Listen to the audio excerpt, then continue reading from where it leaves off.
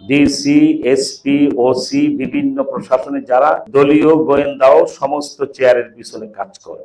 BNP এবং আমাদের সকল ইসলামী দল সহ লক্ষ লক্ষ মিথ্যা মামলা, হয়রানিমূলক মামলা, এটা যিনি জানেন না তার তো ডিসির চেয়ারে বসার যোগ্যতা আছে বলে মনে হয়। এই ফেসিবাদের যে পদার্থ এবং বিভিন্ন ময়লা আবর্জনা এখনো প্রশাসনের বিভিন্ন জায়গায় জেকে বসে আছে, তারই শিকার আমরা হয়েছি।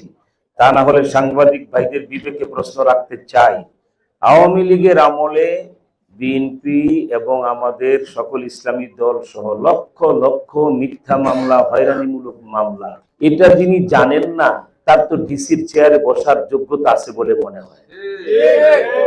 এবং আমরা দেশের আইনের প্রতি শ্রদ্ধা জানিয়ে আমরা সবকিছু করব, কিন্তু ফেসিবাদের প্রেতাত্মা কোন কোন জায়গায় বসা, কাল থেকে আমাদের গোয়েন্দা, দলীয় গোয়েন্দাও সমস্ত চেয়ারের পিছনে কাজ করে। ডিসি, এসপি, ওসি, বিভিন্ন প্রশাসনে যারা, যদি ফেসিবাদের নামগন্ধ কোথায় পাই তাকে বহিষ্কার না করে আমরা নির্বাচনে যাব না ইনশাআল্লাহ।